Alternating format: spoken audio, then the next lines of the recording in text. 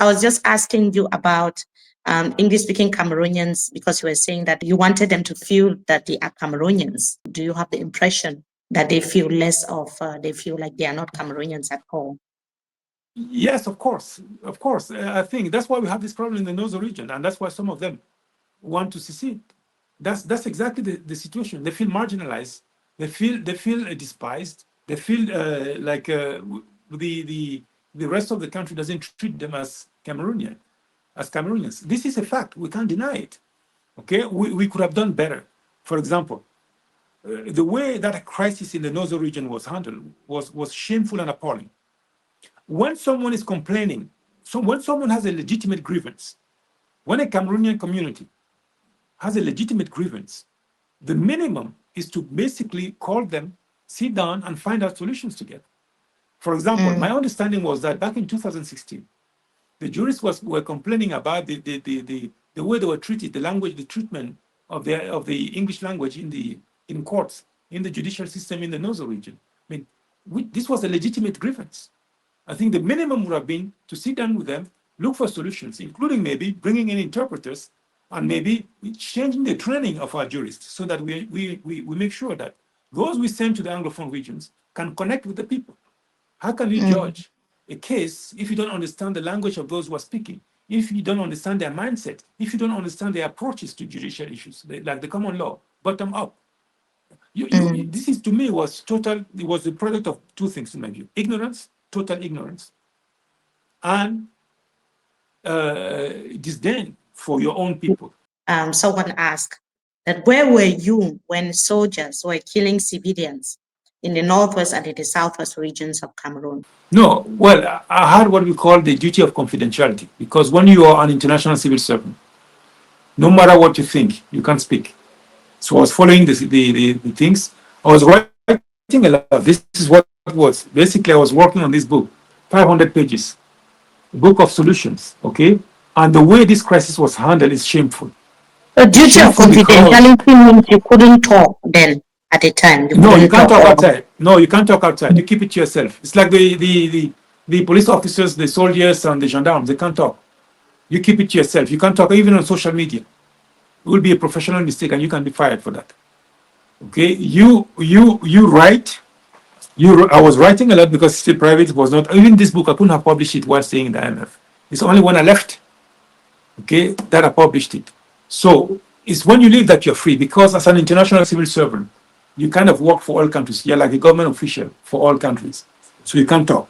You have specific channels through which you can talk. Right now I'm free. I can talk. And I can tell them, this was shameful. But it's also, as I said earlier, it's product of ignorance. Incompetence, because actually the true reason is ignorance and incompetence. Because had they brought jobs to you guys, had they respected you, had they built roads for you, schools, you wouldn't have been in this situation. Okay? And their response was what? Brutality. In fact, the money they're spending right now, killing people, they could have used it to develop the region.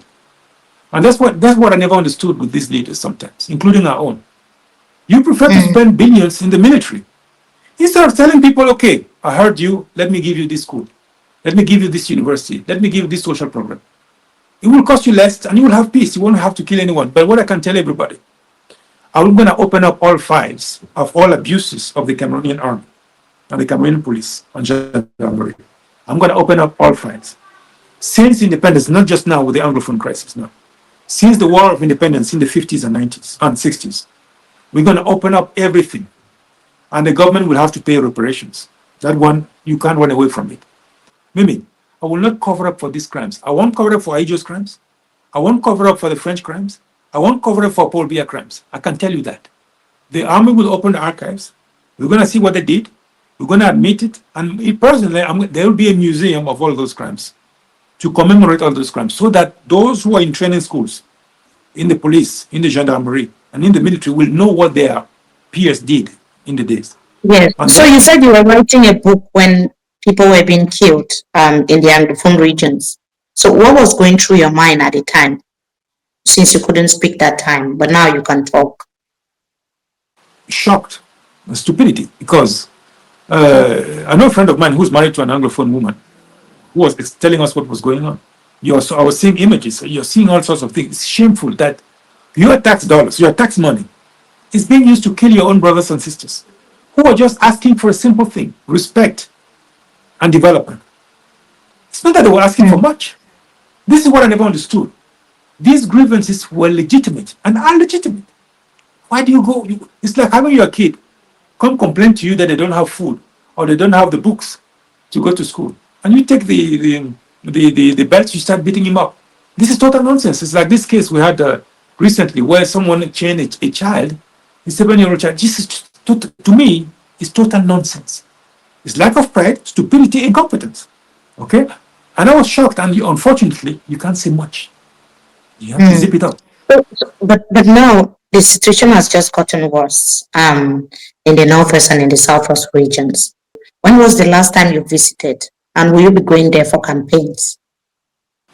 No, I was planning to go there actually to set up my teams in northwest and southwest a couple of weeks ago. But I was advised to wait a little bit because we have some representatives who will help us organize the security issue. So the team members, those who organize the logistics of my movement, advised me not to do it, to delay it a little bit. So I'll be going there. It's just that I have to listen to them because Yeah, are you going to open discussions on the form of the state with separatists, with federalists, and unionists? I'll organize before I finalize the new constitution. I'll organize a unity conference that I will chair myself, not what Paul Biya did last time. I will not send a minister or prime minister. I will do it myself. Because as I told you earlier, I also see myself as an Anglophone. Okay, I can't deny my highest degree. I can't deny my master's degree I got from McGill. English degrees. Okay, we're gonna sit down together, identify first the problems. Let's be methodical in the way we solve this problem. People think, oh, the solution is federalism. No. Between 1972 and 2016, we didn't have federalism, but we didn't have the problem. So something caused it because the issue that was boiling up was not handled properly. What was those issues? I have my own idea, but it would be presumptuous of me to think that I know what led to it because I have to speak to the people as a head of state. You tell me exactly what led to this crisis and what the government did wrong. And what did they refuse to fix when you were complaining or asking them to fix it? Once we identify, it's going to take at least 3 days. Once we identify all these issues, we're going to list them together in public. We won't be behind closed doors. It's a discussion I'm going to conduct in public, myself. I'm going to chair it. What led to this crisis? Issue number 1, issue number 2, issue number 3, 500 issues, 200 issues, 1,000 issues. Those who are in jail will be able to participate as well, but via video conference. They'll speak their mind. So you will not release them. You will not release them. No, I'm not talking about releasing them now. It's not the stage yet. It's about the unity conference. Releasing them could be on the table as well. Okay? When we talk about the solutions now, which solutions could we implement? And which ones should go in the constitution? And which ones should not go, should go in non-constitutional documents? So this is going to be key because our constitution will have to reflect the fact that Cameroon is bilingual, at least English, French, and the two communities deserve respect and should be treated without any discrimination. We should find a way of ensuring that these kind of things never happen again. Okay? Now, how concretely we're going to do it, this is something we're going to have to discuss together as brothers and sisters of the same nation. Okay? Because I don't believe that returning back in history is necessarily the solution. It's like we can't take back, for example, the part that went to Nigeria. It's gone. So, unfortunately, history is the way it is. Let's start with what we have and see what we can build together as one nation. So, what do you think about federalism? Solution is solution to something. Let's first do a diagnostic. Let's do a diagnostic of what is the problem. What is the problem? Many of those folks who are proposing, they can't even speak both languages. They're not bicultural. They don't know what they're talking about. They think that let's leave them. All the candidates proposing federalism can speak English and French very well. No, I mean, what is the problem? What are they trying to solve? What can they solve in the context of united government? What can they solve? Bring me the problem first, and let's discuss solutions. That's why we have to be methodical in the way we handle this crisis. Yeah, Dr. Hagbe, you said you have an idea of a solution.